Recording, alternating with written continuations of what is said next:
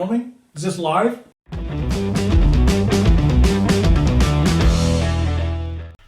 Hey everybody, welcome to this week's edition of the Monday Morning Minute.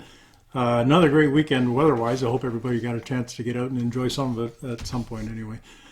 Before we get going, I just want to clear something up that has come to my attention. A number of people have said to me over the last little while and asked, are you retiring?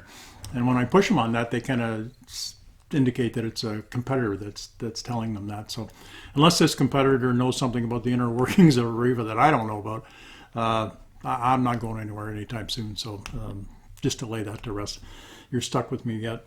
Our market right now is in kind of an odd spot. It's really a topsy-turvy kind of thing.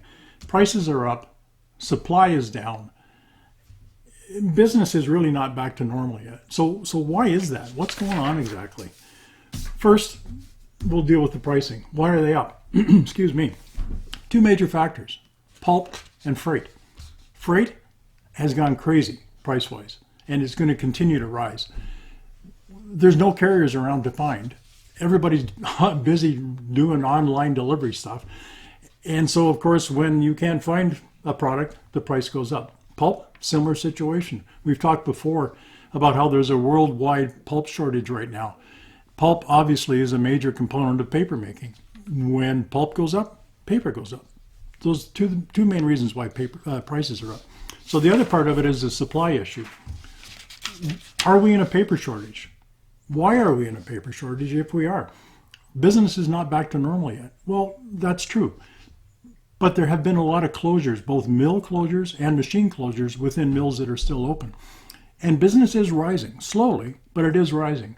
The U.S. is ahead of us on that curve, so they're taking a lot of capacity there. So the mills are really, really tight right now. I thought that I'd just take a real quick look at each segment and kind of go through that quickly and examine where it is. First of all, we'll deal with the corrugated market. It's still a bit of a mess, to be honest. It's 3 to 4 week delivery when it used to be 3 to 4 days. That's not going to get any better anytime soon, unfortunately. For whatever reason, though, an oddity is that we can get cutout wraps, which is corrugate, obviously, in 3 or 4 days. So keep that in mind. Newsprint, still about 30-day delivery, which is a long time for them. It's an odd market at the best of times.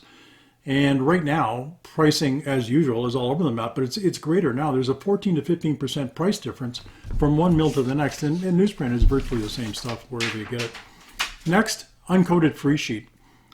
That market is really tightening up, particularly forms, offset, and cut stock. Opaque's in a little bit better shape, but the rest of it, the supply is really, really tight, as I mentioned. We're figuring our way through it quite nicely at Areva. We're very fortunate in that Donpar is our major supplier of that product. And they have mills here in Canada, as you know, as well as distribution centers across Canada and the United States. And of course, there's mills down there too. Coated free sheet. Very similar situation to the uncoated free sheet market. Tightening up quite a bit. New orders are very long deliveries. If they're not in inventory, we're getting late May, early June sometimes now for deliveries on that front. Again, we're very, very fortunate that Sappi is our major partner there. They manufacture in the United States. They have distribution centers in the United States and in Europe. The Asian suppliers right now are struggling mightily to bring product to market.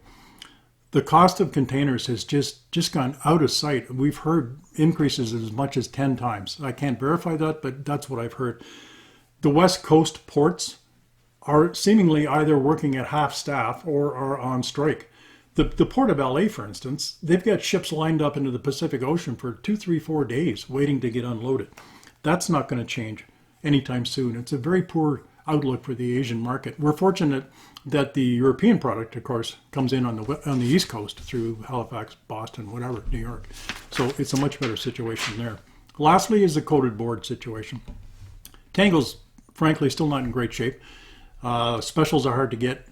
Supplies are starting to come in on that, but it's slow.